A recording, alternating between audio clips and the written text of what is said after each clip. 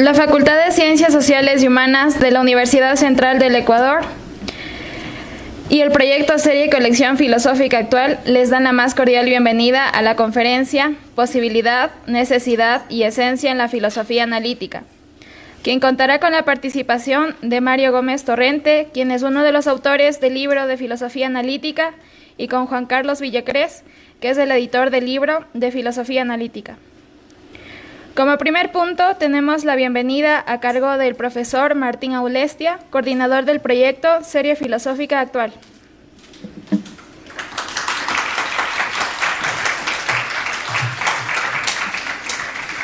Buenos días con todas y todos. Buenos días a Juan Carlos Villacrés, buenos días al profesor Mario Gómez Torrente. Buenos días a todos y todas quienes esta mañana se han dado cita a este evento que nos entusiasma y nos honra muchísimo.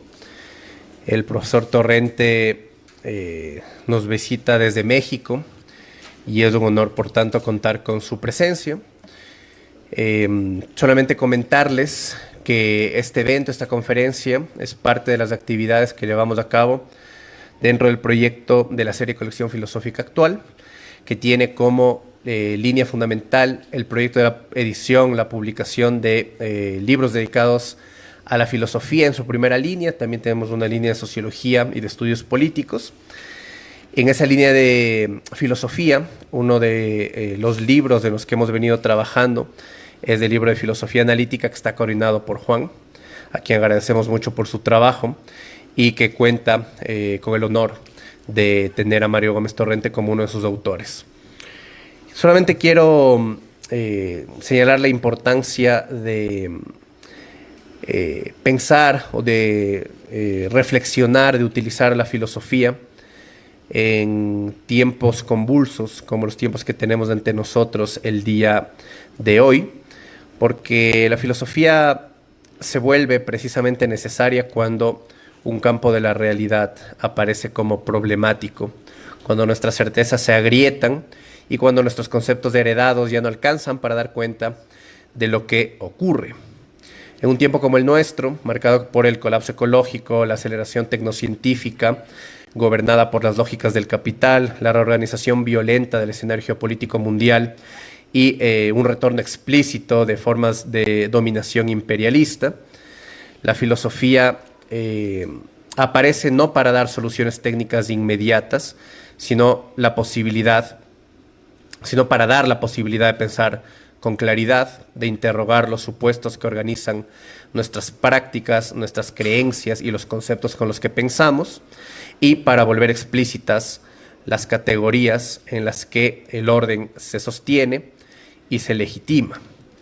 En ese marco, digamos, del campo de la filosofía que nos convoca el día de hoy, que es la filosofía analítica, ocupa un lugar particularmente interesante.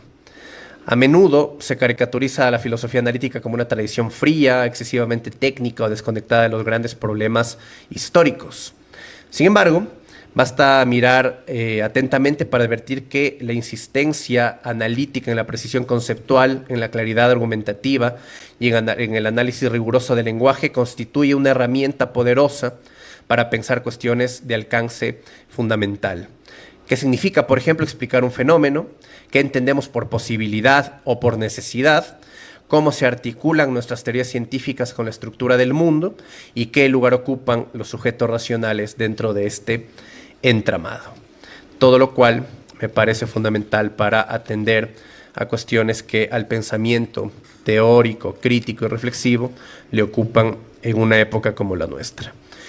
Les agradezco una vez más a todas y todos por estar aquí, a los conferencistas que nos acompañan la mañana de hoy y espero que lo disfruten mucho. Muchas gracias.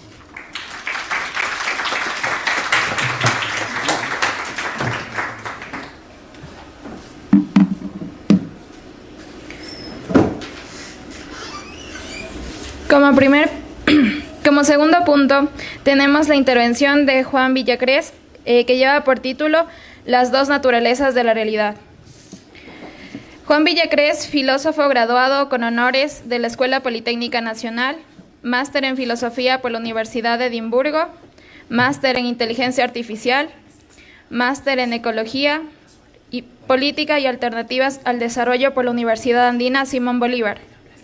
Ha dictado a lo largo de 14 años asignaturas dentro del campo de la física, matemática, estadística y filosofía en distintas universidades del Ecuador. Ha publicado artículos acerca de la mecánica cuántica e inteligencia artificial.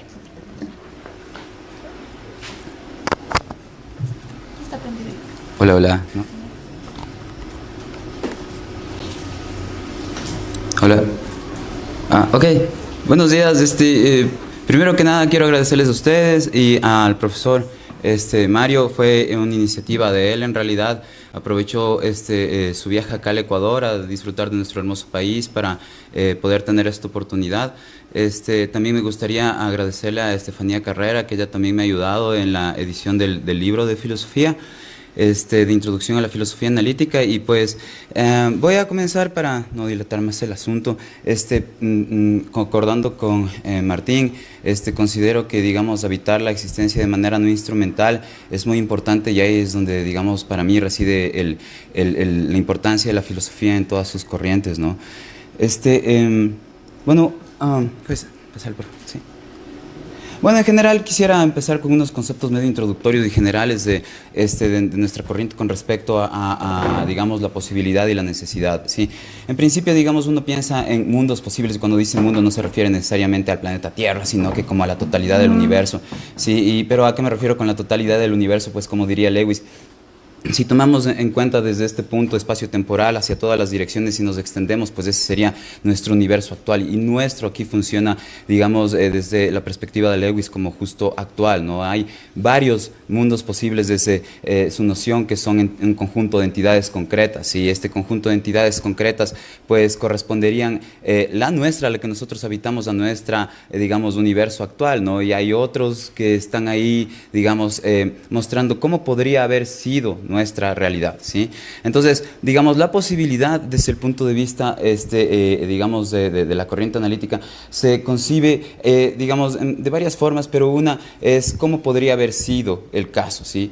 No cómo puede ser necesariamente, ¿sí? No es como que, bueno, mañana puede llover, sino que cómo podría haber sido el caso, es decir, cómo, digamos, podría yo haber tenido cola en otra situación, ¿sí? Podrían haber, digamos, ustedes haber sido murciélagos, etcétera, ¿sí? Ahora, claro, una cuestión es cómo concebir el mundo, digamos, habitado por objetos concretos, ¿sí? Y cuando me refiero aquí conjuntos, me refiero a conjuntos matemáticos, literalmente hablando, porque algo que caracteriza a la corriente analítica es justo eso, ¿sí? Nuestro respeto y, digamos, de admiración por la ciencia, y tratar de seguir, digamos, los métodos científicos, ¿sí?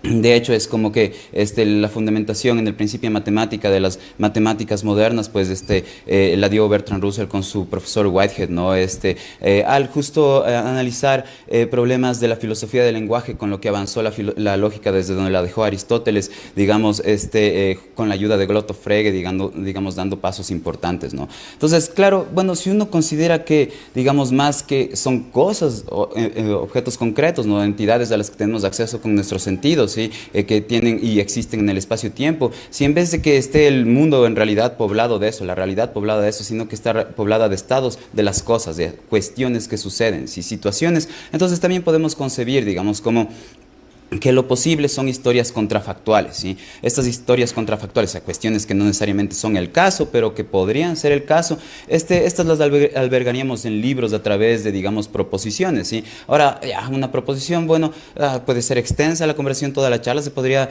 referir solo acerca de qué serían las proposiciones, pero bueno, la más simple podríamos pensar que es como que, miren, yo puedo decir que ahorita estoy sobre el piso, o que el piso está debajo de mí, en ambos casos estoy yo transmitiendo lo mismo. Entonces, digamos, la proposición es eso que tienen en común ambas oraciones, ¿sí? Entonces, digamos, voy a concebir y le voy a llamar W sub 0, ¿sí?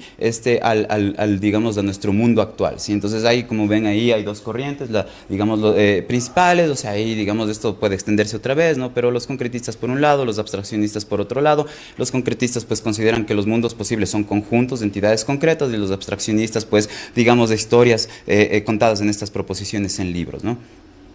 Ahora sí, puedes cambiar, por favor. Ok. Ya, ahora, ¿cómo nos sirve esto? Y si ven que ahí hay un simbolito de triángulo, de rombo, y otro de cuadrado, y ahí, ¿por qué usamos esta, digamos, cosas que para la gente que no está familiarizada con la lógica, les podría parecer más bien obscuro, y para nosotros en cambio nos da claridad. Ya, tiene que ver con, por ejemplo, la clásica historia de Russell cuando busca cómo negar la existencia de algo. Digamos, quieren negar que está creciéndome ahorita una cabeza de manera material en mi hombro, ya. Sí, debemos poder decir que hay algo que no existe, ¿no? O sea, por ejemplo, digo, ¿qué tal si negamos la existencia de los unicornios y nadie dice, bueno, alguien puede decir, oye, pero es que me lo puedo imaginar y tiene una, digamos, idea como de Parménides, ¿no? Que todo lo que piensa o dice de alguna forma existe. Entonces, el momento que yo quiero decir no existen los unicornios, pues invoco al unicornio de alguna manera y es como que estoy tratando de excluir de la existencia algo que ya de alguna forma lo invoqué, ¿no? Entonces, digamos, el truco de Russell fue plantear esta misma aseveración de que no existen los unicornios, pues considerando aquellas propiedades, invocando en vez del unicornio las propiedades que en caso del unicornio existiera, pues conformaran el ser del unicornio. Entonces, la forma en la que lo hace Russell sería, no existe un algo, aquí lo importante sería el algo, ¿no es cierto?, que sea simultáneamente caballo y que tenga cuerno, por ejemplo, ¿sí? Entonces, en este caso, cuando uno plantea digamos, la oración de esta forma, yo no invoco a la totalidad del individuo, sino que, digamos, invoco a las propiedades y como que hay una especie de convención de que, digamos, estas propiedades que lo componen son comunes entre la persona que habla, o sea, reconocidas que existen comúnmente entre la persona que habla y los que escuchan, ¿sí? Porque uno no quiere, digamos, tener una especie de problemas que se disuelvan o ingresar en la conversación, digamos, de entidades que no existirían convenidas por las dos personas que hablan, ¿no? Entonces, el típico caso que el mismo Russell pone en su artículo en On the Nothing, que es un artículo seminal muy importante, ¿no? Que habla acerca, digamos, de esta noción de que, bueno, ¿será que el rey de Francia es calvo? Sí, entonces, ya no hay rey de Francia, ¿no? Pero, ¿qué? ¿Pero está calvo o no está calvo? ¿Sí? Entonces, si uno toma el principio del tercero excluido, ¿no? Que en pocas dice, miren, ya sea que sucede algo o que no sucede, pero no hay una tercera opción, ¿no? Como que simultáneamente está sucediendo y no sucediendo. Claro, uno puede, digamos, indicar en la mecánica cuántica algunas interpretaciones y decir, no, pues en ese campo sí sucede, pero si nosotros usamos lógica clásica, pues terminaríamos diciendo que, pues, no, ahorita estoy en este momento hablando, ¿sí? Ese es el caso, o sería el caso que no estoy hablando, pero que hable y no hable simultáneamente, está como raro, ¿no es cierto? Si uno usa otra vez lógica clásica, ¿no es cierto? Entonces, digamos, ya sea que el rey de Francia es calvo o que no es calvo, serían las opciones que tendríamos, ¿no es cierto? Pero si buscamos entre todos los objetos calvos del universo y entre todos los objetos que no son calvos en el universo, no vamos a encontrar al rey de Francia. Entonces ahí hay un problema, ¿no? Entonces la cuestión es que, digamos, lo que trató de hacer Russell con esto es un poco dar de claridad, digamos, a algunos de los discursos que se daban en la corriente continental, ¿no? Entonces, ahora, digamos, en esto de los mundos posibles, ¿cómo se empieza a tratar de dar esta claridad, ¿no? Entonces, bueno, ahí puesto las definiciones, ¿no es cierto? Entonces, digamos, aquí algo donde dice algo es posible, si hay al menos un mundo posible donde ocurre es verdadero, pues me refiero a una proposición, ¿no? A aquello que está expresando la proposición, ¿sí? Entonces, digamos, este diamante que ven ahí abajo en la segunda oración sería, es posible que P, no, P es una proposición, ¿no? Entonces, digamos, si es que es posible que, cualquier cosa que yo diga, eso sería verdadero en este mundo actual, donde otra vez mundo actual es la totalidad del universo como mencioné, ¿no es cierto? Eso sucedería si es que yo logro encontrar al menos uno de los mundos posibles o al menos una de las situaciones, digamos, potenciales, ¿no es cierto?, contrafactuales donde esto suceda, ¿sí? Entonces, miren, ahí está el ejemplo que les había dicho, no podría haber sido el caso que yo tenga cola, esto sería, digamos, analizado en caso de que sí exista uno de estos mundos o uno de estos conjuntos, ¿no es cierto?, donde puedo encontrarme a mí o una contraparte mía donde estoy con cola, ¿no? Ahora esta contraparte, pues, es alguien que hace el rol que yo tengo en este universo, pues que lo tiene en ese otro universo, digamos, posible, ¿no? Y bueno, pues la necesidad, en cambio, miren, es muy importante hablar acerca de lo necesario, lo esencial y lo posible, pues claro, si es que yo quiero averiguar qué es lo que en realidad está pasando, muchas veces lo que yo quiero saber es qué es lo que conforma esencialmente un evento o un individuo, o digamos, quiero saber qué es lo que es necesario en vez de contingente, ¿no es cierto? Entonces, digamos, claro, si es que algo, en este caso otra vez el algo vendría a ser una proposición, una situación planteada por una proposición. Si esto va a ser una cuestión necesaria, como que la suma de 2 más 2 sea igual a 4, eso sería, digamos, equivalente a que en todos los mundos posibles, pues eso suceda, ¿no? Que 2 más 2 sea igual a 4, ¿no? Para muchos, digamos, filósofos, los números son necesarios, ¿no? Es decir, miren, el rato que ustedes identifican algo, pues lo distinguen, y el momento que distinguen ya están contando de alguna manera, ¿no? Hay 1 en vez de 2, ¿no? Entonces, digamos, ahora con respecto a lo que es esencial desde este punto de vista, que es el punto de vista modal de el análisis de lo esencial, pues una propiedad sería esencial si la entidad en todos los mundos posibles donde existe, pues la tiene en todos los mundos posibles. Entonces, por ejemplo, mi ADN, ¿sí? Lo tengo aquí y tal vez este mismo ADN lo tengo en otro mundo posible donde yo no sea abogado, ¿sí? Y tal vez lo tenga en otro mundo posible donde yo sea, digamos, carpintero y así, ¿me entienden? Entonces, como que ¿dónde encuentro las propiedades esenciales? Pues aquello que está en común en todos estos conjuntos, ¿sí? Entonces, si notan, nuestra intención es también usar digamos, background matemático para poder analizar estas situaciones, ¿no? Estos problemas. Muchas gracias. Ya, ahora, digamos, algo que nos es también importante, al menos para lo que les voy a mostrar en un momento, porque ahorita estoy tratando de sentar las bases un poco de mi trabajo, digamos, las relaciones de dependencia ontológica, ¿no? ¿Cómo se determina el ser y existencia de una entidad por otra entidad, ¿sí? Entonces, supónganse, claro, mi ser biológico, si lo que yo soy a nivel biológico, pues está determinado por el ADN de mis papás, ¿sí? Y no al revés. Entonces, digamos, eso establece una relación asimétrica de dependencia. Si yo estoy determinado, mi ser y existencia, por mis padres y no al revés, ¿no es cierto? Sí, entonces, digamos ahora, dentro de estas relaciones de dependencia ontológica hay algunas, ¿no? O sea, por ejemplo, tal vez han escuchado la típica reducción en ciencias, ¿no? La relación de reducción, ¿no? Cómo se reduce la temperatura, por ejemplo, a, digamos, la energía cinética media de las moléculas. Hay algunos filósofos que consideran que la mente se reduce, digamos, a lo físico, ¿sí? ¿Y a qué se refiere esta reducción? Pues justo que, digamos, hay una especie de existencia derivada, ¿no es cierto?, digamos, de esta experiencia cualitativa en un caso de la temperatura con respecto a la energía cinética media de las moléculas, se deriva de ahí esa experiencia cualitativa, por decirlo de alguna forma, y en el caso de la mente, los aspectos mentales se derivarían para aquellos que son principalmente fisicalistas en la corriente, digamos, analítica, ¿no es cierto? La mente se derivaría de, digamos, lo físico, ¿no? De lo que sucede en el cerebro, ¿sí? Entonces, estas relaciones no necesariamente son causación. Miren, yo cometería un error si termino diciendo que el singletón, es decir, el conjunto que solamente tiene ahí el número 2, está causado por la existencia del número 2, ¿no? Está como raro decir eso. Más bien, la existencia del conjunto depende ontológicamente, es decir, su ser y existencia no podría ser lo que es si es que el ser y existencia del número 2 no es lo que es, ¿sí? Entonces, digamos, aquí está más puesto, digamos, en la última parte, ¿no? Donde le he citado al profesor Kit Fine, justo su noción, digamos, cómo él expone esta dependencia ontológica desde el punto de vista modal, que es el que le estoy presentando aquí, ¿no? Entonces, miren, brevemente, una entidad X depende ontológicamente de otra, y solo si es necesario, y aquí necesidad, otra vez recuerden, tiene que ver con que sucede en todos los mundos posibles, ¿no es cierto? Donde si X existe, entonces Y existe también, ¿sí? Ahora sí, pues,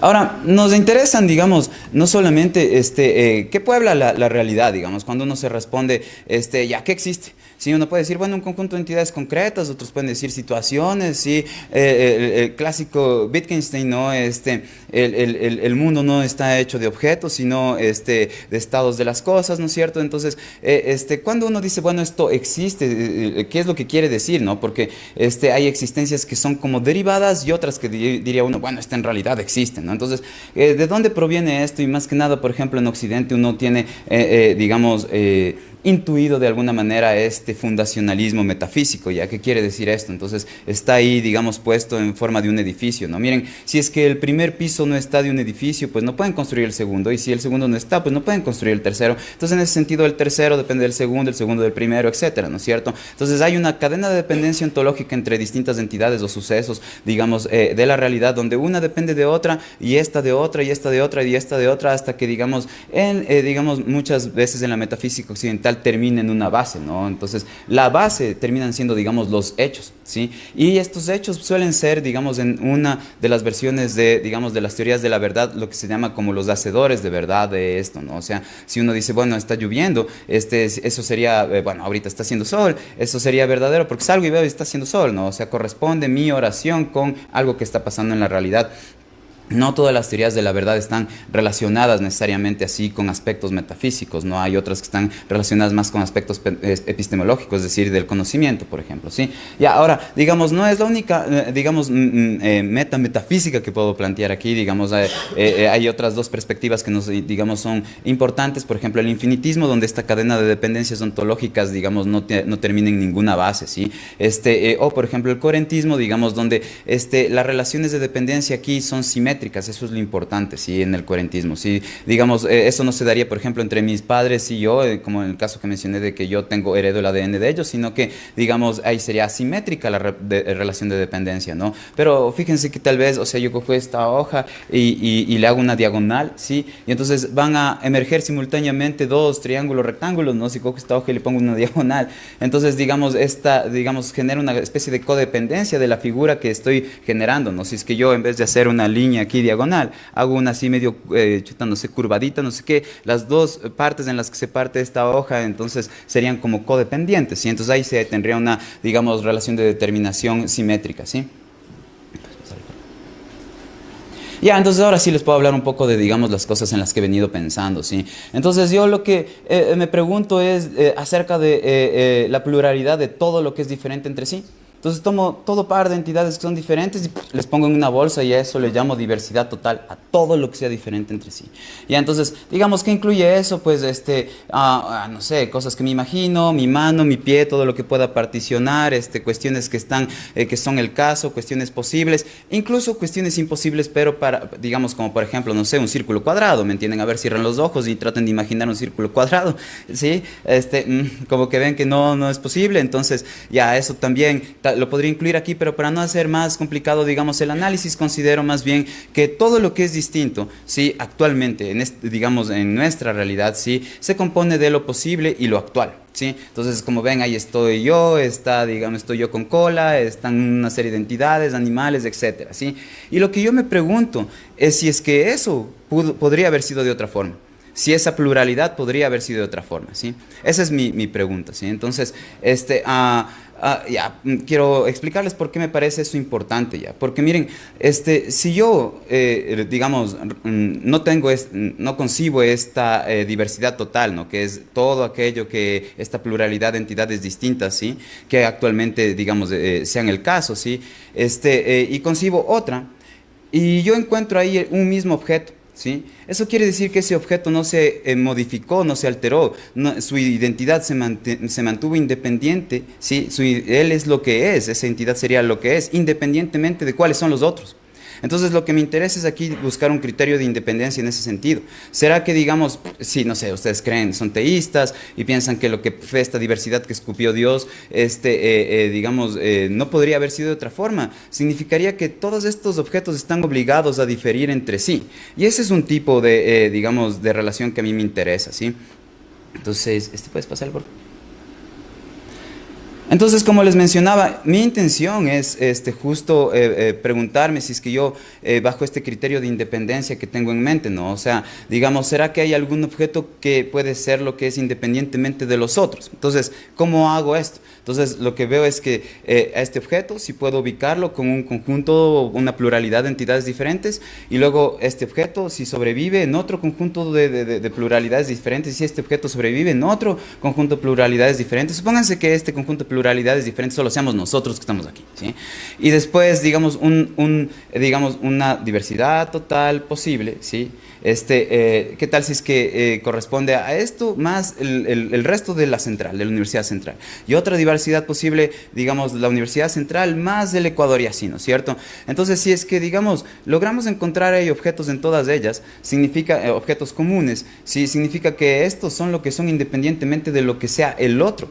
Y eso es, digamos, un tipo de independencia que a mí me interesa, ¿sí? Entonces, después de un breve argumento que voy a mostrar en un momento, bueno, pues concluyo que solo hay una manera en la que podría haber sido construida esta diversidad total, ¿sí? Es decir, no solamente estoy tratando de expresar que es única la diversidad total actual, ¿sí? Es decir, no, miren, ¿qué pasaría si habrían dos diversidades totales? Recuerden, diversidad total, todo lo que es distinto. Si es todo lo que es distinto, ¿cómo pueden haber dos de esas, me entienden? Porque la otra ya estaría contenida en la primera, ¿no? Entonces eso es trivial.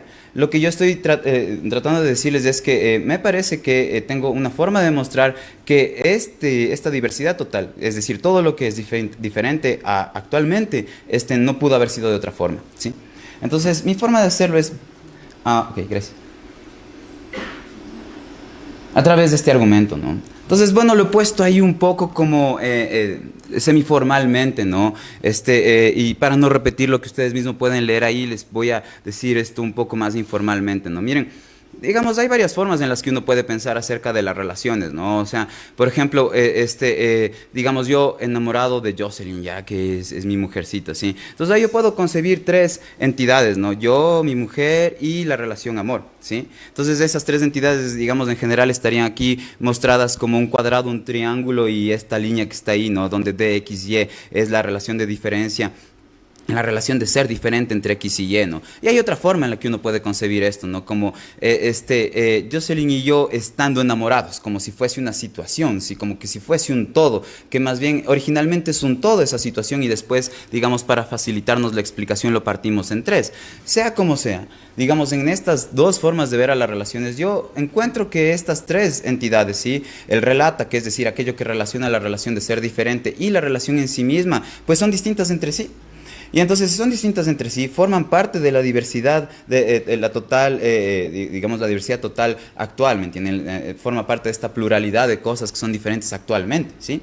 Entonces, eso implica que, digamos, esta relación de ser diferente no pueda vincular, ¿sí?, a una entidad que forme parte de esta diversidad, ¿sí? Acá abajo está, digamos, nuestra diversidad actual, y esto no dice no, lo que quiero decir es que debido a que, digamos, estas tres entidades, siempre que hay algo que es distinto de otra cosa, estas tres entidades, la relación y lo que relaciones son parte de la diversidad total, ¿no es cierto? Entonces, digamos, no puede haber una afuera, ¿sí? Ninguna entidad ahí afuera. ¿Por qué? Porque como estas tres son diferentes entre sí, pues tienen que estar absorbidas dentro de la diversidad total actual. Entonces, digamos, es así de simple, digamos, mi argumento. Lo que estoy tratando de decir con esto es que yo no puedo concebir siquiera una situación en la que yo me trate de imaginar objetos distintos, digamos, como por ejemplo todos nosotros y todo lo que sea distinto ahorita, no sé, menos esto, ¿sí?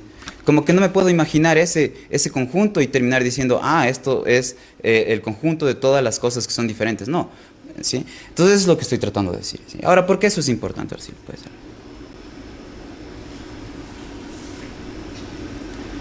Porque, digamos, justo no, miren, yo no podría terminar diciendo que hay un objeto que es lo que es, digamos, miren, justo esto no, que ninguna entidad X podría ser lo que es si no fuera diferente de una Y que ya forma parte de esta diversidad total, ¿sí? ¿Por qué estoy diciendo esto? Porque, digamos, todo lo que ya es distinguible, ¿sí?, ya está individuado, ¿sí?, ya tiene, digamos, su ser, ¿sí? Y parece ser que todo lo que es distinto ahorita ya está obligado a ser distinto, no podría haber sido de otra forma. Entonces es como que hay una especie de esta obligación a diferir, ¿sí? Todo lo que es distinto está ahí obligado a ser distinto, ¿no es cierto? Como que fuerza a que esta diferencia sea esencial, ¿sí? No solamente están difiriendo, sino que difieren esencialmente, ¿sí? Entonces aquí he tomado un poco, digamos, otra vez a Kit Fine, y pues, miren, una propiedad de un objeto es esencial si debería tener dicha propiedad para ser lo que es. Entonces eso es lo que me parece que sucede, ¿no? Que estos individuos que son distintos en cuanto entidades distintas, de ley necesitan del otro para, digamos, ser lo que son, ¿sí? Digamos, porque no hay otra diversidad total, ¿me entienden? Entonces, de esto me permite o me sugiere, ¿sí?, que todo par de entidades distintas, ¿sí?, que forman parte de la diversidad total actual, ¿sí?, no solo difieren entre sí, sino que difieren esencialmente, es esencial diferir, ¿sí? Y esto es, digamos, ya algo como importante, ¿sí? ¿Por qué? Porque, digamos, si yo voy a tomar ahora sí, digamos, un poco más las consideraciones de Kit Fine al respecto, ¿no? Entonces, digamos, si yo digo que X depende de Y, eso sería desde el punto de vista de Kit Fine, que no usa una noción modal como la que expliqué al inicio, sino una noción de dependencia basada en la esencia. Solo si X, digamos, esencialmente, y ahí ven una P de Y, ¿no? Ese P de Y es una proposición que incluye a un término Y. En nuestro caso, esta P de Y es que X es diferente de Y, ¿sí? Entonces, en mi caso, yo tendría que X depende de Y si X es esencialmente diferente de Y, y es justo lo que pasa. Entonces, lo que noto aquí es que hay una relación de dependencia simétrica entre todas las entidades en cuanto a objetos distintos, ¿sí? Ahora, claro, eso está bien raro, ¿no? Porque, digamos, como yo digo que todo es codependiente, pero si yo quemo esta cosa, nada le pasa a mi mano o a mi zapato, ¿me entienden? Deja de existir esta cosa, se cambia y es otra, y no le pasa nada a mi mano y a mi zapato, ¿me entienden? Entonces ahí habría digamos, un problema, ¿no es cierto? Porque por un lado parece sensible o sensato lo que estoy comentando, pero por otro lado, digamos, también es verdad esto, ¿no? Ya, entonces, digamos, ¿cómo se supera esa contradicción, sí? Entonces, digamos, puedes pasarlo. digamos, esta contradicción se superaría si nosotros, digamos, aceptaríamos que, digamos, la realidad tiene dos naturalezas, ¿sí? Una donde en realidad, digamos, mi mano sí no se ve afectada por lo que le pase a este papel, ¿no es cierto? Porque mi mano sería independiente de este papel, ¿sí? Entonces, digamos, no es que todos los objetos del mundo están dependiendo unos de otros en esa naturaleza de la realidad, ¿sí?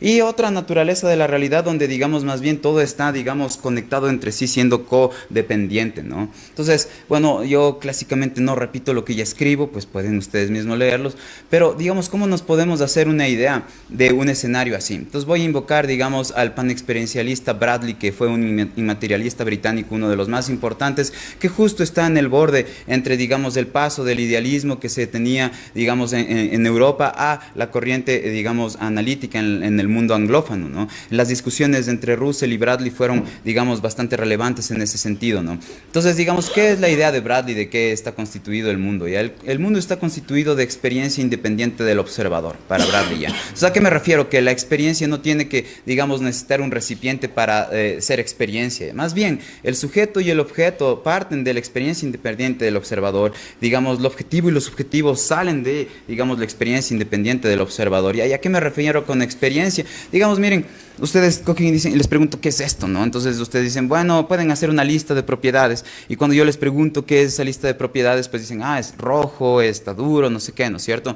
Pero desde mi punto de vista, ahorita que estoy adoptando el punto de vista de Bradley, lo que quiere decir es que, miren, se refieren a la, digamos, experiencia cualitativa del rojor, a la experiencia cualitativa de dureza, ¿no? Entonces, bueno, pueden decirme, oye, pero científicamente esto es un objeto con moléculas y átomos y con una estructura molecular tal, ¿no es cierto? Pero si ustedes se fijan, cuando uno hace experimentos en física, usa sus sentidos para analizar el mundo, ¿no es cierto? Entonces estos sentidos, al final de cuentas, digamos, lo que tenemos acceso directo es eso, lo que aparece ante el ojo de nuestra mente, digamos, esta experiencia acerca de la persistencia en la sucesión de los eventos, es lo que en realidad, digamos, termina siendo leyes en la física, ¿sí? Y esta persistencia en la sucesión de los eventos es una persistencia desde el punto de Bradley de esta especie de presencia, de esta experiencia, digamos, que tenemos ante el ojo de la mente, ¿no es cierto? Entonces, desde su punto de vista, todo puede reducirse, lo material, lo subjetivo, lo objetivo, digamos, a la experiencia independiente del observador. Ahora, esta experiencia independiente del observador tiene justo, me parece, analizándolo a Bradley, dos naturalezas, ¿sí? Él le llamaba el absoluto, ¿sí? A la totalidad de toda la experiencia independiente del observador. Y este absoluto, digamos, yo lo veo como algo como cuando uno es bebé. Si tiene una mente, digamos, de bebé y le ponen un espejo al frente. Y lo que vamos a tener es una masa de experiencias sensoriales, ¿no es cierto? Formas y colores ahí donde no está individuado ningún objeto. Todavía no hay individuo. ¿Por qué ni siquiera se reconocen ustedes mismos cuando se ven en el espejo? ¿Sí?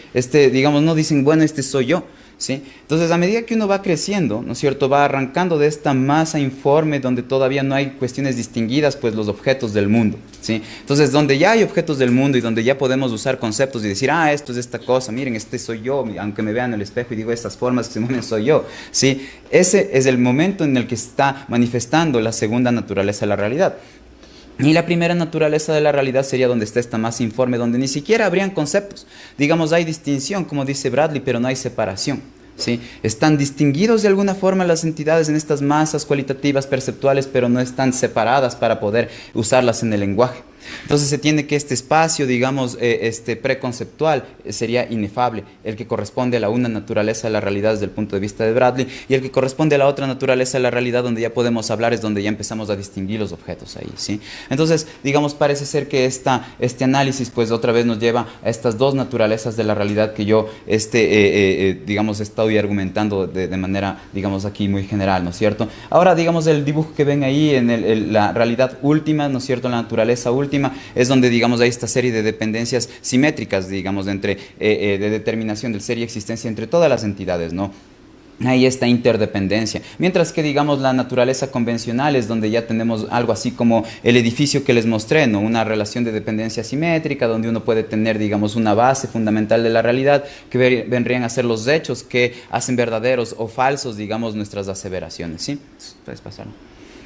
Ahora, claro, no soy yo ni fregando el único que ha hablado de estas cosas o ha pensado acerca de las dos naturalezas. Hay una tradición enorme, ¿no?, en la filosofía oriental, digamos, especialmente en el pensamiento budista. Y yo aquí lo tomo al budismo más como, digamos, un ejercicio filosófico más que como una cuestión religiosa, ¿no? No sé si conocen, o sea, Buda no es como Jesús, no es como un estado de conciencia. No hay Dios, no hay esencia para los budistas. Sí es un tipo de religión, digamos, bien particular en ese sentido, ¿no? Y tienen varias corrientes o interpretaciones, ¿sí? Y en particular, dos de mis filósofos favoritos, bueno, uno es Aristóteles y otro es Nagarjuna, y en el Mula Madhyamaka, que como está en sánscrito, ¿no? Entonces, pero bueno, quiere decir los fundamentos de la vida, de la vía media, ¿no? Entonces, hay, en general, en la mayoría de las escuelas budistas hay dos naturalezas de la realidad, dos realidades, ¿no? Entonces, una, otra vez, la última y otra que es la convencional, ¿sí? Entonces, bueno, ¿cómo se caracteriza la naturaleza última de la realidad? Pues con este concepto de vacuidad, ¿no? El concepto de vacuidad es que, bueno, todo carece de identidad propia o independiente o intrínseca, ¿sí?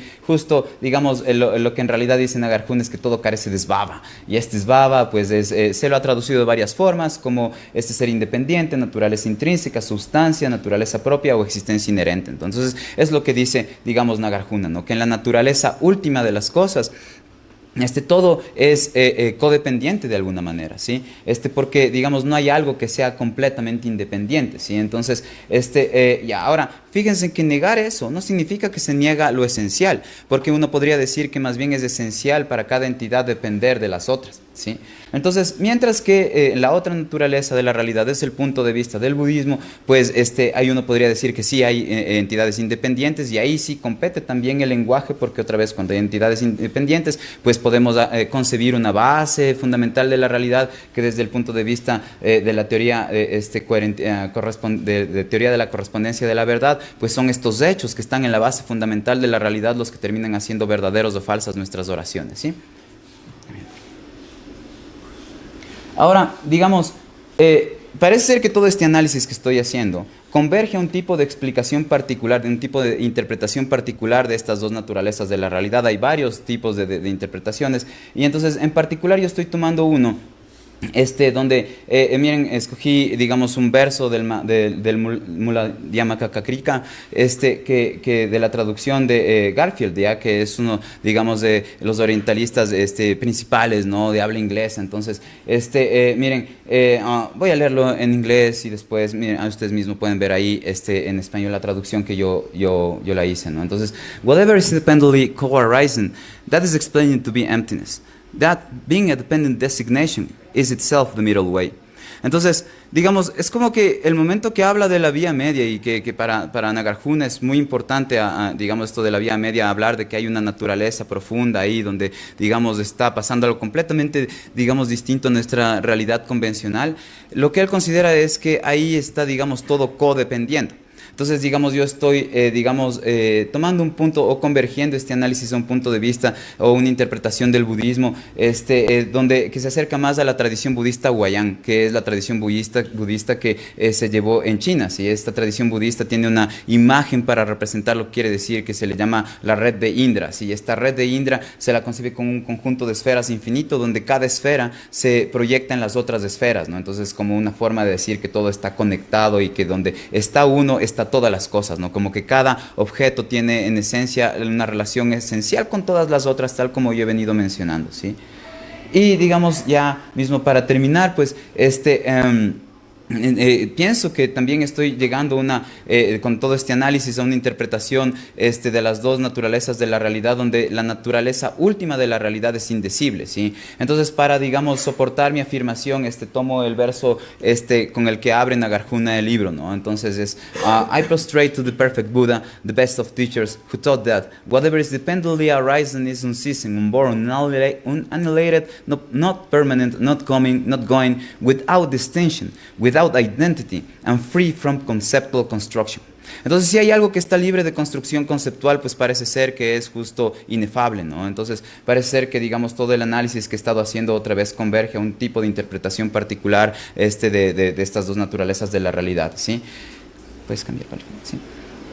Y ya para concluir, pues fíjense, claro, la vacuidad en sí misma también sería vacía, ¿no? Es decir, la situación en que toda entidad carece de identidad intrínseca también carecería de identidad intrínseca, ¿sí? Y entonces, digamos, en ese sentido, ¿dónde está el hecho? ¿Dónde está la base fundamental de la realidad que, digamos, hace que la afirmación todo es vacío sea verdadera? ¿Sí? Eso ha sido un problema en la filosofía del lenguaje, digamos, en la filosofía budista, y pues me parece que el trabajo que estoy desarrollando pues da una respuesta apropiada, ¿no? Entonces, miren, la afirmación de que todas las cosas carecen de svava, es decir, identidad intrínseca, ¿sí? Es verdadera en virtud de la naturaleza convencional de la vacuidad, ¿sí?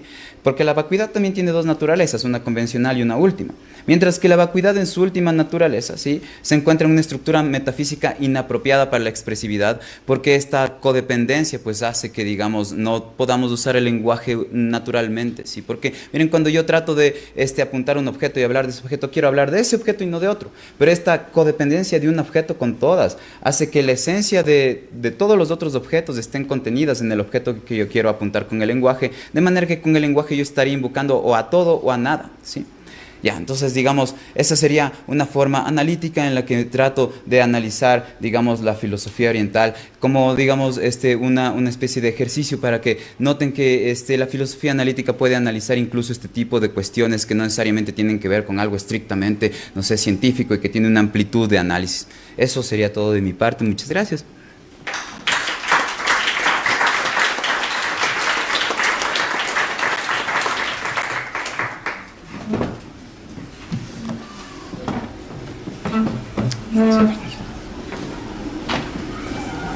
Agradecemos la valiosa intervención de Juan Villacrés. Como tercer punto, tenemos la conferencia de Mario Gómez Torrente, que lleva por título Filosofía y Razonamiento Antrópico. Mario Gómez Torrente, licenciado en Filosofía en Barcelona en 1990, PhD en Philosophy Princeton en 1996. Es investigador en el Instituto de Investigaciones Filosóficas de la Universidad Nacional Autónoma de México, UNAM, y trabaja principalmente sobre temas de filosofía, de la lógica del lenguaje y de la mente. Entre sus publicaciones recientes destacan los artículos Perceptual Variation, Color Language and Reference Fixing, An Objectivist Account, Nouns, 2016, Model Reliance and Anthropic Reasoning, Australasian Journal of Philosophy, 2024, Reediting and Necessary Application, Nouns, 2025, y el libro Wrath to Reference and Essays on Reference Fixing in Natural Languages, Oxford UP 2019.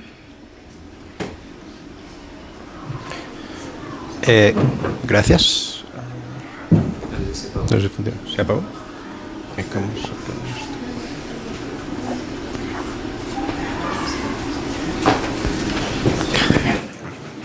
Creo que ya sí. Hola, hola. Hola, hola. Pues muchas gracias por la presentación y gracias por tenerme aquí como invitado en la Universidad Central. Yo voy a hablar de... la primera diapositiva tenía el título Filosofía y Razonamiento Antrópico. Ahí está. Voy a hablar de una serie de ideas que creo que no son muy usuales, no se han explorado mucho en filosofía analítica, en particular en la metafísica analítica, pero que creo que pueden tener algo de interés para tratar con ciertos problemas filosóficos tradicionales. Y más adelante pues veré una posible aplicación de estas ideas. Esta va a ser la estructura de los temas. Primero voy a explicar qué quiere decir esto de razonamiento antrópico. ¿A qué me refiero con esto? No, todavía no, por favor. Después hablaré un poquito de razonamientos antrópicos en física, que es donde ha surgido esta idea de razonamiento antrópico, y veremos básicamente un ejemplo principal, que es este llamado razonamiento de Weinberg, y también ciertos refinamientos bayesianos de este razonamiento. Ahora explicaré qué quiere decir esto. Y luego voy a explorar pues, esta cuestión de si estas ideas que han nacido en la física pueden tener alguna aplicación interesante en la filosofía, en particular para ciertos problemas en la metafísica tradicional. En particular, pues voy a concentrarme en una posible aplicación de un cierto razonamiento antrópico para explicar o dar algún tipo de solución antrópica al famoso problema de mente-cuerpo, tal como se lo concibe tradicionalmente, que es básicamente el problema de la armonía psicofísica bajo supuestos dualistas. Muchos sabrán a qué me refiero con eso, pero para los que no, pues más adelante voy a explicar un poquito también a qué me refiero. Ok, pues ¿qué es esto del razonamiento antrópico? Pues, primero, es un razonamiento que contiene una premisa o una conclusión antrópica. ¿Pero qué quiere decir esto de una premisa o conclusión antrópica? ¿Qué es una proposición antrópica, una afirmación, un enunciado antrópico? Tal como yo lo entiendo, es una proposición que dice que la existencia de seres que son como nosotros, los seres humanos, en un cierto respecto o característica, implica, o sea, la existencia de seres como nosotros en un cierto sentido, implica o al menos hace probable en algún sentido natural que una parte de la realidad, que generalmente va a ser nuestro universo, en cierto sentido, tenga una determinada propiedad. O sea, la idea es que una proposición antrópica lo que dice es que el que nosotros existamos tal como existimos implica o hace probable que la realidad sea de una cierta manera. Eso es lo que dice una proposición antrópica. Y enseguida vamos a ver algunos ejemplos de esto. Entonces, la característica relevante de los seres humanos aquí, o sea, esta propiedad que nos caracteriza y que vamos a usar para encontrar una implicación o una probabilidad, un enunciado de probabilidad. No sé si se apagó esto otra vez. Esta característica...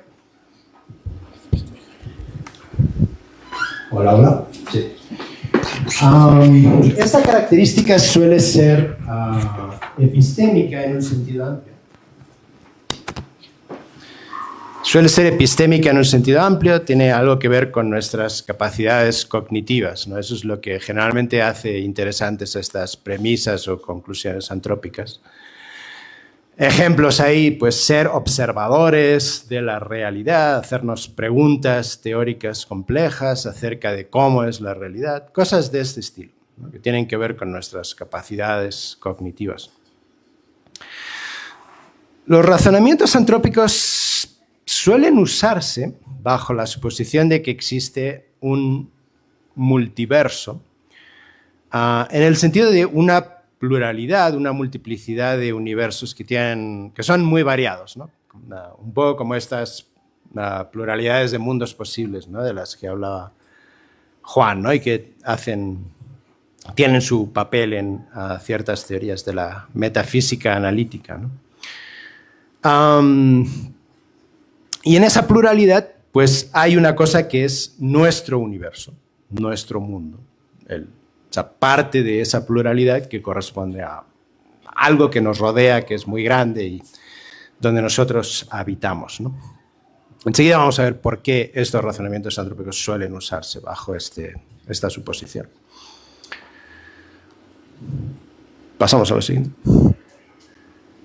Ok, entonces, ¿cómo se han usado este tipo de proposiciones en física y este tipo de razonamientos en física? Pues generalmente se han usado para ofrecer explicaciones, siempre bajo esta suposición de un multiverso físico apropiado, explicaciones de que nuestro universo tenga ciertas propiedades, ciertas características que parecen a primera vista improbables o extrañamente armónicas, ¿no? Y enseguida vamos a ver un ejemplo. Entonces, normalmente se parte de una primera premisa, que es la premisa de que los seres humanos tenemos las ciertas características físicas C. No, todavía no, por favor.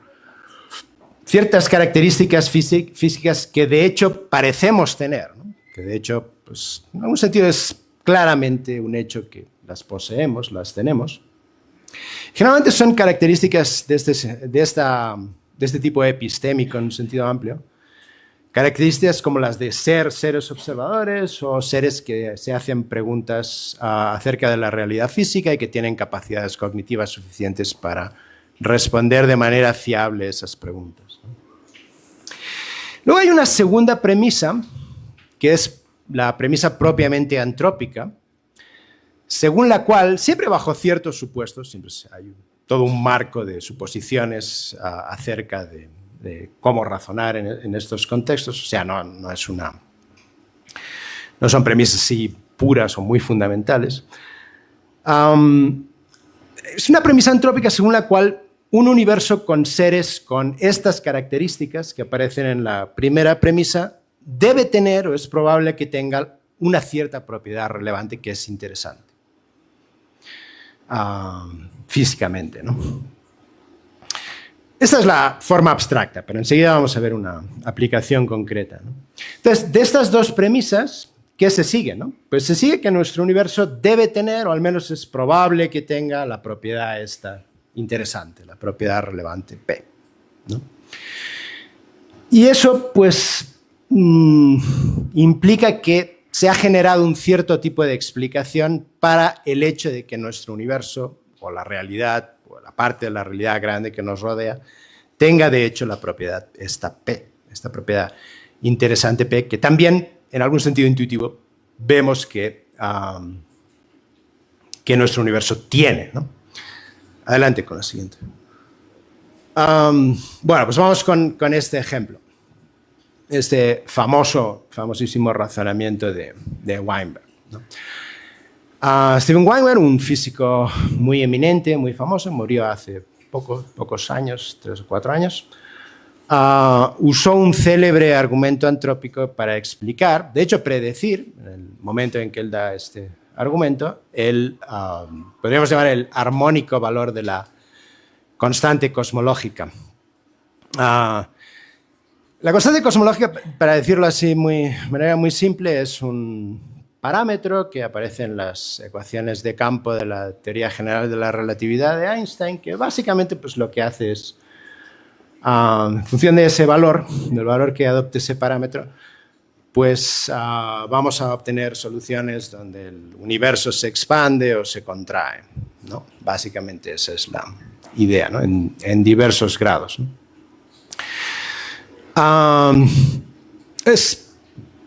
Weinberg hizo una derivación matemática bajo toda una serie de supuestos razonables, supuestos físicos razonables. Hizo una derivación de la premisa antrópica de que si el valor de la constante esta, que tiene que aparecer en estas ecuaciones, estuviera fuera de un cierto rango relativamente estrecho, no existirían seres con nuestras características físicas. ¿Por qué? Porque si el valor estuviera por encima de ese rango, la materia no colapsaría en galaxias y, por tanto, pues tampoco habría estrellas, planetas, etc. Nosotros no existiríamos tal como existimos, por tanto, tampoco existiríamos como seres con las capacidades cognitivas que tenemos. Y si estuviera por debajo de ese rango de valores para ese parámetro, para la constante cosmológica, habría un colapso gravitacional demasiado rápido. En ambos casos, los seres humanos no existirían. En este caso, tampoco existirían, digamos, las configuraciones de materia necesarias para que nosotros pudiéramos existir. Entonces, Weinberg predijo que la constante cosmológica debería estar cerca del máximo valor compatible con la formación de galaxias Y bueno, posteriormente, unos años después, pues hubo observaciones relativamente poco controvertidas, aunque en los últimos tiempos ha habido algunos cuestionamientos de, digamos, de los métodos con los que se alcanzaron estas medidas, pero hay todavía un amplio consenso en que pues las observaciones y esos métodos pues dan un valor razonable para la constante cosmológica que estaba dentro de este rango de Weinberg, ¿no? Ese fue, digamos, un triunfo espectacular del razonamiento antrópico, ¿no? Pasemos a la siguiente. Ok, y este tipo de razonamiento, Weinberg mismo pues, lo consideró como una posible, digamos, aplicación bajo el trasfondo de varias posibilidades de multiversos físicos, ¿no? Pero hay uno que es paradigmático, que quizá es el más importante, el más estándar, que es los multiversos de algunos modelos, al menos de la llamada inflación eterna, que seguro que les suena a muchos también. La idea básica es que en estos modelos se postula una expansión perpetua del espacio-tiempo, generando infinitos universos burbuja, así los llaman, con diferentes combinaciones de parámetros y de otras características físicas, incluida la constante cosmológica, ¿no? Entonces hay una base física motivada de una manera independiente para pensar que pueden existir, digamos, que el espacio-tiempo puede ser una cosa extremadamente grande dentro de la cual existen cosas relativamente pequeñas, aunque aún así extremadamente grandes también, como estos universos burbuja donde hay, se dan, de hecho, diferentes combinaciones de parámetros como la constante cosmológica y otros parámetros físicos.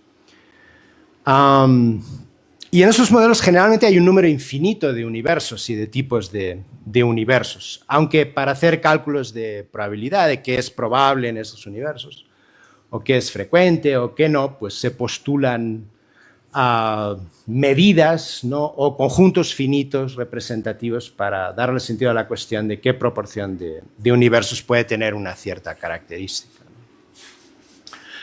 Muy bien, pasemos a la siguiente. Luego también hay, podríamos llamar refinamientos bayesianos del razonamiento este de Weinberg, donde lo que se hace es comparar la probabilidad de distintos rangos muy estrechos para la constante cosmológica dentro del rango estrecho, pero digamos, quizá contextualmente relativamente amplio de Weinberg, ¿no? De este rango estrecho de Weinberg, ¿no? Entonces, la idea muy simplificada es que si un rango para la constante cosmológica, un rango R1 compatible con la existencia de observadoras, hace más probable su existencia, la existencia de seres como nosotras, ¿no? Que otro rango alternativo, bueno, con tal que sea equiprobable. Aquí estoy simplificando mucho, pero quiero transmitir la idea básica. Otro rango R2. Entonces, la observación de un valor en el primer rango se vuelve más esperable por parte de seres que son observadoras, como nosotras, ¿no? O sea, va a ser natural pensar que nos encontremos en una parte de la realidad, una parte de este multiverso, donde lo que vamos a observar es un rango donde es más probable que existan seres como nosotras, ¿no? Eso es una cosa bastante razonable. Y lo de abajo es una simbolización así en términos de los símbolos de la teoría de la probabilidad usual de este razonamiento, ¿no? Si la probabilidad condicionada de la existencia de observadoras en el rango R1 es mayor que la probabilidad condicionada de su existencia en el rango R2, si son rangos aproximadamente equiprobables, pues entonces es más probable que unos observadores observen un valor de la constante cosmológica en el rango R1 que observen un valor en el rango R2, ¿no? Entonces, esto es una proposición antrópica que puede decirse que explica nuestra observación de un valor en este rango R1, ¿no? En el sentido de que, bueno, pues es una derivación que implica que es más probable que seres con nuestras capacidades cognitivas pues observen un valor para la constante en el rango R1. Entonces, una pregunta que a mí me parece interesante es, dadas estas, digamos, estos precedentes o este tipo de razonamientos antrópicos en física, ¿puede haber algo parecido en filosofía? ¿Puede haber cosas comparables, aplicaciones comparables de este tipo de razonamiento en filosofía y en particular en la metafísica? Que funcionen bajo el trasfondo, con el trasfondo de un multiverso metafísico. Entonces vamos a considerar esa cuestión aquí, ¿no? En general las aplicaciones pues, deberían ser para dar cuenta de hechos metafísicos que a primera vista pues, son armónicos en algún sentido, explicándolos, argumentando que son necesarios o probables en algún sentido natural, dada la existencia de seres que son como nosotros, ¿no? Seres con algún tipo de característica epistémica en sentido amplio, como las que nosotros tenemos, ¿no? Pues aquí hay unos posibles ejemplos, ¿no? De cosas que han parecido históricamente extrañamente armónicas o misteriosamente armónicas en filosofía, ¿no? Y que podrían ser susceptibles, de hecho yo creo que son susceptibles, al menos en principio, de explicaciones en términos antrópicos. Un ejemplo sería la generalmente considerada como extraña comprensibilidad del mundo, ¿no? O en particular de la escala microscópica, ¿no? Vivimos en un mundo que es comprensible, ¿no? Estamos en una parte de la realidad que nosotros con nuestras capacidades pues es bastante de un escepticismo radical pues pensar que no comprendemos de una manera sorprendente, ¿no? O sea, parte de la realidad que habitamos es extrañamente comprensible. Muchos filósofos han dicho cosas de este tipo, ¿no? Desde Platón a Einstein, ¿no? Otro ejemplo, del que de hecho me voy a ocupar un poquito más después, ¿no? El fenómeno ese de la llamada armonía psicofísica, ¿no? Enseguida voy a explicar qué es eso, aunque muchos pues, ya saben qué es. Eso sería sorprendente, al menos desde una perspectiva dualista, ¿no?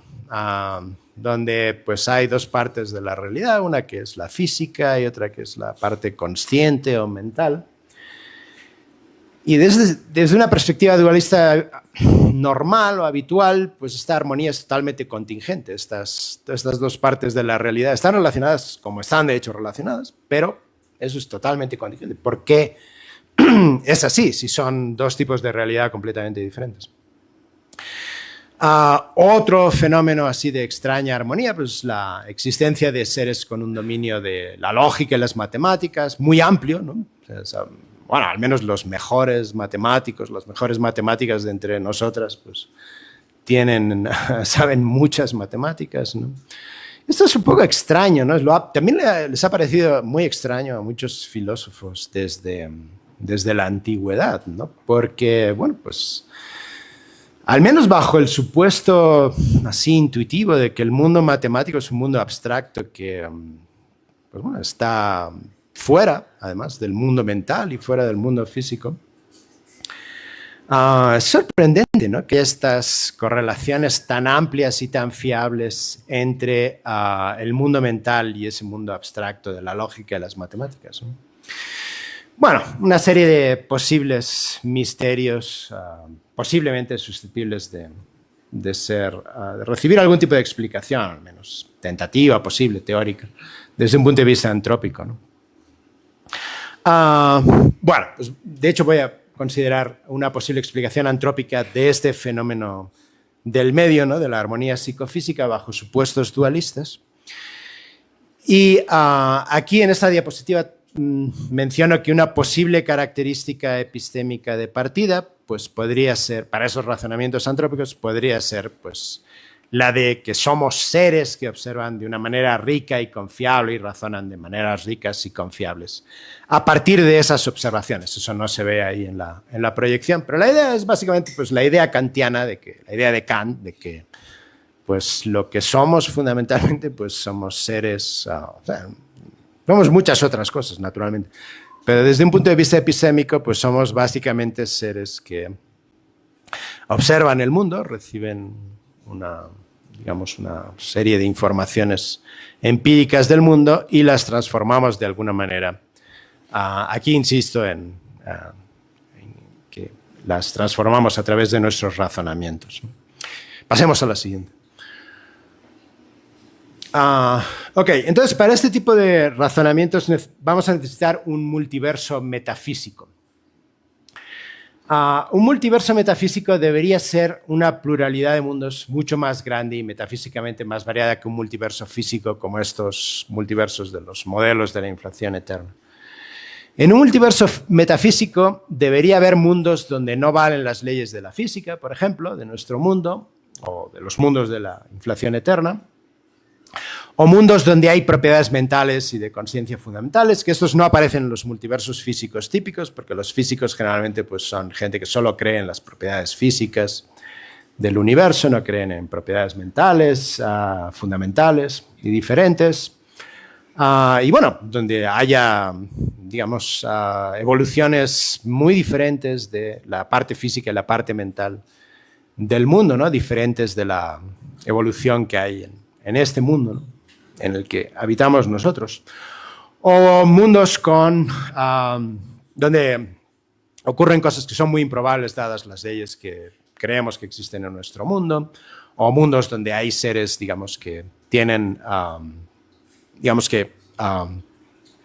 existen dadas las leyes que existen en este mundo, las leyes que gobiernan lo físico y lo mental, pero que de todas maneras no tienen un contacto tan rico y tan fiable como el que parecemos tener nosotras sobre el mundo abstracto de la lógica y las matemáticas. O sea, todas estas cosas deberían existir en este multiverso metafísico que sería digamos, el trasfondo apropiado para estos razonamientos antrópicos en filosofía.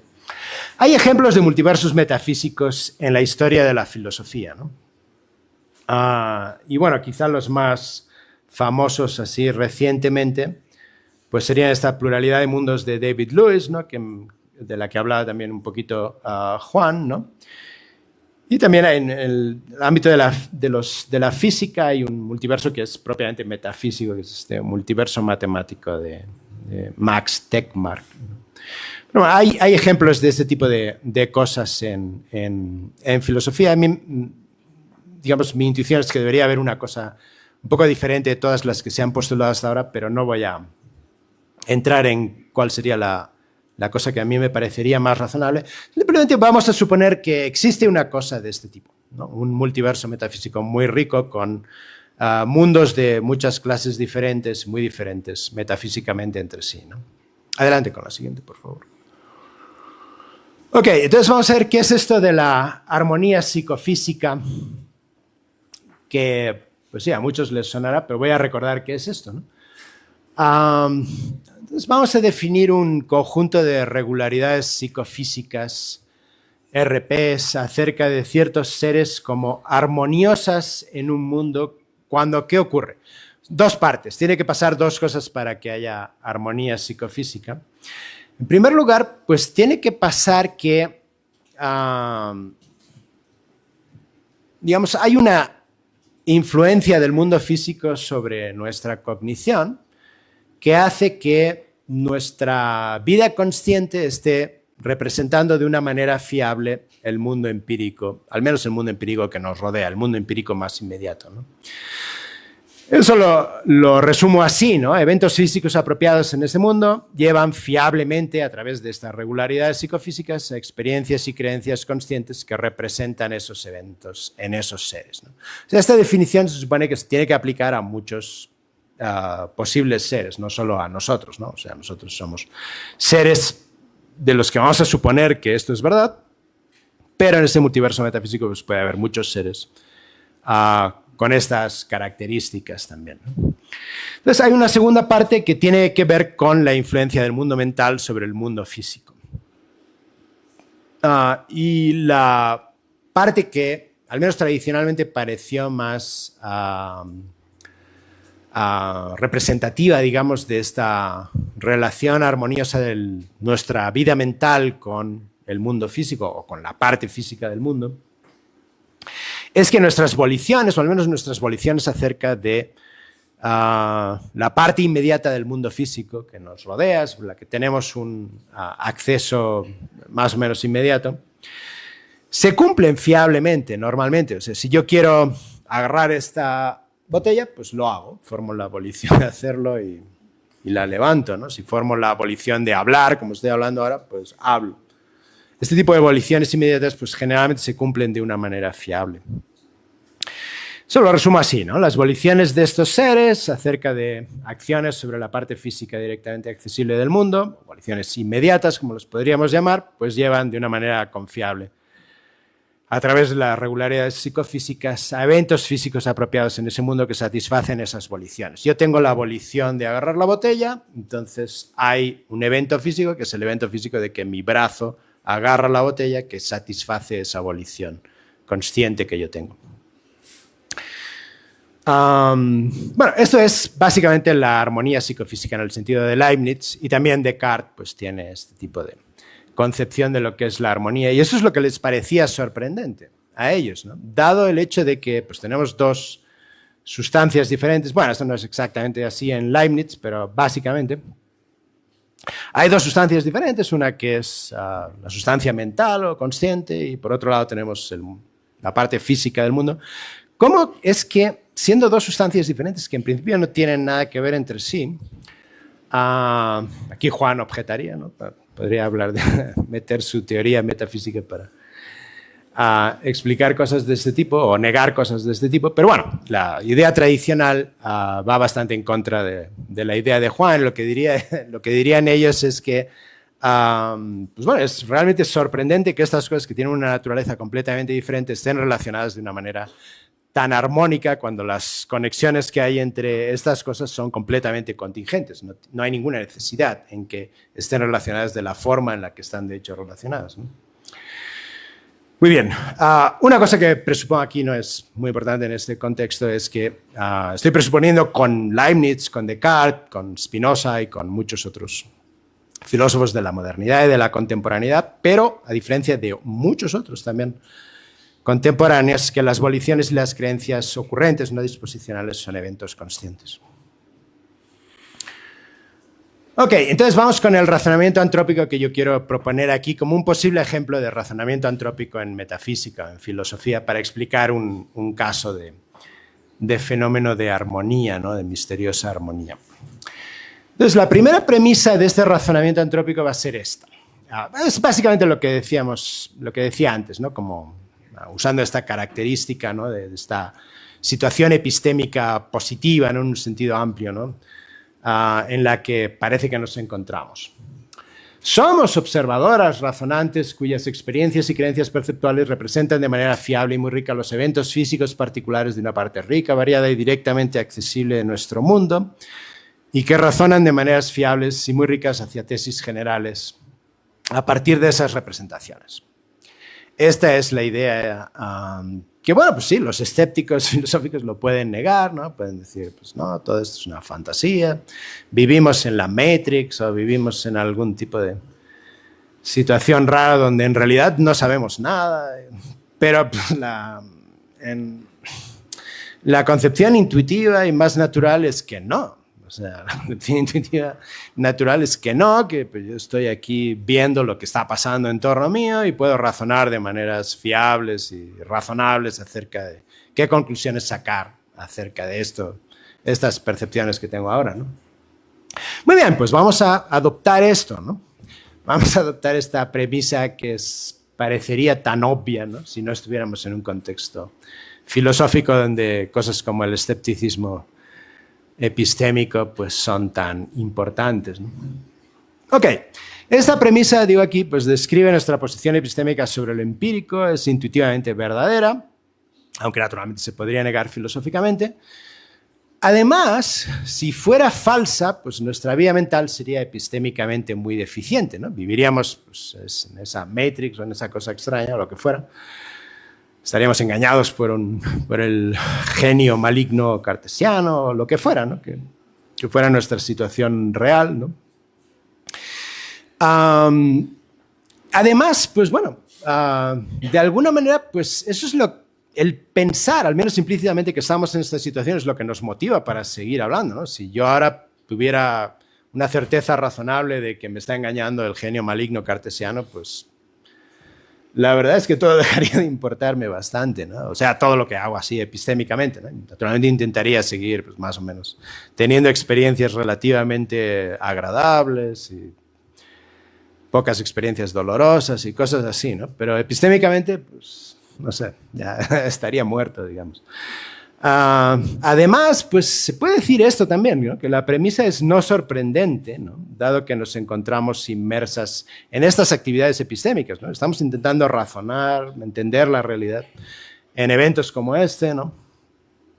Bueno, pues el que esto sea verdad es lo que hace posible justamente lo que estamos haciendo ahora, el mismo tipo de actividad que estamos realizando en ese momento, ¿no? Entonces también tiene como una virtud explicativa, ¿no? de la posibilidad de que lo que parece que estamos haciendo ahora pues sea efectivamente lo que estamos haciendo, ¿no? Entonces hay una serie de cosas que nos hacen pensar que esta premisa está bien. O sea, es una cosa que no solo es intuitivamente verdadera, sino que además pues, está un poco en el fundamento de lo que hacemos, ¿no? Fundamento práctico, digamos, de lo que hacemos. Ok, entonces teníamos esta primera premisa acerca de nuestra posición epistémica positiva, por así decir, ¿no? Estamos en una posición positiva, no escéptica, digamos, en cuanto a nuestras capacidades cognitivas. La segunda premisa sería esta, ¿no? Recuerden que había esta primera premisa en el caso de Weinberg y había esta segunda premisa que lo que nos decía es, bueno, si hay seres de este tipo, entonces es probable que ocurra tal cosa. Muy bien, pues la premisa aquí va a ser esta. Si unos seres en un mundo dado están en la posición epistémica sobre lo empírico descrita en la primera premisa, esta posición positiva, digamos, entonces es esperable, es probable en algún sentido, que esos seres exhiban regularidades psicofísicas armoniosas en ese mundo en el que están. O sea, es una premisa completamente general que busca pues, hacer una afirmación acerca de todos los mundos posibles o todos los mundos posibles de un cierto tipo. No voy a entrar mucho en restricciones que serían necesarias aquí. Y pues la conclusión de esta premisa o el consecuente de esta premisa es que va a ser probable que seres así pues, se encuentren en un mundo con armonía psicofísica. No es una tesis obvia, en particular porque parece conectar características puramente epistémicas que en algún sentido son no sorprendentes, ¿no? Como el que estemos en esta posición epistémica positiva, o incluso necesarias para una cierta vida intelectual, como decía ahora, ¿no? Porque si no estamos en esa posición, pues lo que estamos haciendo no tiene ningún valor epistémico, ¿no? Conecta estas características epistémicas con características relativas a la satisfacción de nuestras voliciones, en particular, ¿no? Parecería que, al menos en principio, no es obvio que tengan una conexión, ¿no? Pero vamos a ver que, según creo, pues sí la tienen. Adelante con la siguiente. Ok, entonces habría un argumento para la segunda premisa. ¿Cuál sería el argumento? Bueno, lo veremos de inmediato, pero primero esto sería como la estructura, ¿no? Del argumento. Supongamos que unos seres de un mundo dado tienen experiencias y creencias perceptuales que representan de manera fiable y rica los eventos físicos apropiados. O sea que ahí está, en la dirección del mundo físico al mental hay esta armonía, ¿no? Y además, pues que razonan de manera ricas y confiables a partir de esas experiencias y creencias. Vamos a llamar a esto la proposición RRC, ¿no? Razonar rico de manera rica y confiable, ¿no? RRC. Entonces, va a decir la premisa, es más esperable que su mundo sea uno donde se dé esta proposición, que llamo VSC, ¿no? Por voliciones satisfechas de manera confiable, ¿no? Sus voliciones inmediatas son satisfechas de manera fiable. Entonces, esto es más esperable que, es más esperable que su mundo sea uno donde se satisfaga esa proposición que sea un mundo donde esto no ocurre, ¿no? Al menos si estamos hablando de mundos equiprobables. Aquí simplifico mucho. El argumento real sería una cosa bastante más complicada, digamos, probabilísticamente, pero la esencia es esta. Lo que quiero argumentar es que si se satisfacen las voliciones de estos seres, es más probable que razonen de maneras ricas y confiables que si no se satisfacen de manera confiable sus voliciones inmediatas. La idea va a ser que en un mundo donde primero se cumpla esta armonía de lo físico hacia lo mental, las experiencias y creencias perceptuales representan de manera fiable y rica los eventos físicos apropiados. Las voliciones inmediatas, en un mundo donde esto ocurra, pero las voliciones inmediatas no son satisfechas de manera fiable, pues va a ser menos esperable que los seres estos razonen de maneras satisfactorias. Esta va a ser la idea, ¿no? Pero no digo por qué, pero enseguida lo vamos a ver en la siguiente diapositiva. Entonces, si consigo, argumentar esto, si yo o quien sea, pues consigue argumentar esto de una manera razonable, entonces podremos concluir que va a ser esperable que el mundo de estos seres sea un mundo donde sea más probable que haya regularidades psicofísicas armoniosas, ¿no? Ok, entonces, ¿cuáles son las razones así más de sustancia para esta segunda premisa, ¿no? Pues son estas, ¿no? Razonar satisfactoriamente involucra de manera crucial la satisfacción de voliciones, a menudo de cadenas muy largas de voliciones. Al menos en mundos no muy diferentes al nuestro, ¿no? O sea, sí podría haber mundos que fueran muy diferentes en muchos sentidos del nuestro y donde las cosas fueran un poco diferentes. Pero aquí es donde tendríamos que hacer uso de una serie de supuestos, como hacen los físicos, para encontrar razonar acerca de mundos que son, donde valen ceteris paribus una serie de cosas, ¿no? Pero bueno, concentrémonos en esos mundos que son suficientemente similares al nuestro.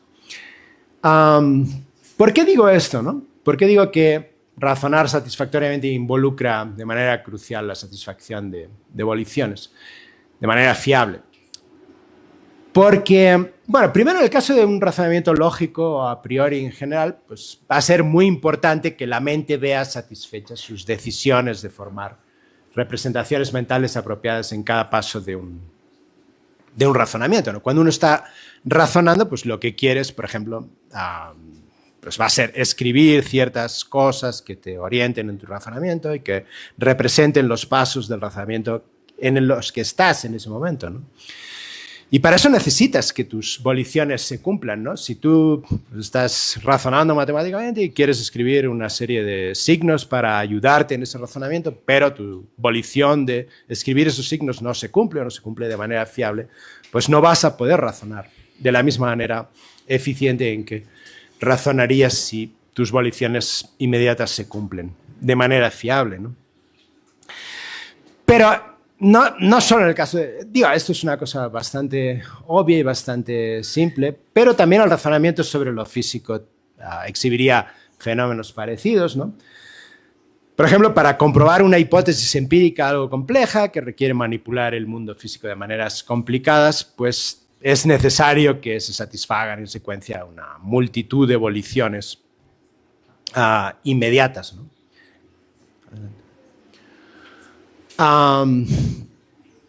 Por ejemplo, ¿no? Eso ocurriría si tienes que diseñar un experimento súper complejo, ¿no? Donde tienes que, o bueno, incluso uno muy simple o relativamente simple, pues necesitas que una serie de voliciones acerca de cómo ir manipulando el mundo para organizar ese experimento pues se satisfagan de una manera confiable, ¿no? Entonces ahí digo que en un mundo donde las voliciones inmediatas de las razonadoras no se satisficieran fiablemente, sería menos esperable y en algunos mundos imposible razonar de maneras satisfactorias, ¿no? En un mundo así, donde no hubiera esta parte de la armonía, donde las voliciones no se satisficieran de manera fiable, las razonadoras habrían de esperar a que se dieran secuencias apropiadas de voliciones inmediatas satisfechas para comprobar hipótesis empíricas, por ejemplo, ¿no? Pero, puesto que en un mundo así tendrían que pasar muchísimas más cosas que en un mundo armónico para que tuvieran lugar de manera apropiada, en un mundo así sería más improbable que en un mundo armónico que las razonadoras razonaran de manera satisfactoria sobre el mundo físico. Y eso es básicamente lo que queríamos obtener, ¿no? La conclusión a la que queríamos llegar. O sea, sería más improbable que unos seres estuvieran en una posición epistémica positiva en un mundo donde sus voliciones inmediatas no se satisficieran. Entonces, podemos llegar a esta conclusión, ¿no? Sería esperable para un ser razonante bayesiano ideal, como la posición que ahora estamos adoptando nosotros al razonar metafísicamente sobre todas estas cosas, ¿no? Que viera el multiverso metafísico desde fuera, sería esperable que un mundo donde existieran observadoras, razonantes, seres como nosotros, exhibiera regularidades psicofísicas armoniosas que no las exhibiera. O sea, un razonador así pensaría, bueno, pues hay todos estos mundos, ¿no? Si hay mundos donde hay seres que están en esta posición epistémica positiva porque observan bien y razonan bien a partir de esas observaciones, pues al menos en mundos más o menos con digamos, una serie de principios básicos en común con el nuestro, pues va a ser más esperable que esos mundos sean mundos donde haya armonía psicofísica que no la haya. Muy bien, entonces, bajo la hipótesis de la existencia de muchos mundos metafísicamente alternativos, si el argumento este es correcto, el hecho de la armonía psicofísica en nuestro mundo se explica en el sentido de que era esperable o más probable, dada la posición epistémica esta positiva que nosotros tenemos. Esto hace, digamos, este hecho de la armonía psicofísica más probable que la no existencia de armonía psicofísica, ¿no? Y creo que en principio otros argumentos de este tipo también pueden aplicarse para otro tipo de problemas filosóficos así profundos que tienen la misma estructura, ¿no? Donde hay un fenómeno metafísico de armonía o de extraña coincidencia o misteriosa coincidencia de dos partes de la realidad que en principio no deberían estar o no tendrían por qué estar conectadas de la manera como están, ¿no? Y eso es todo, gracias.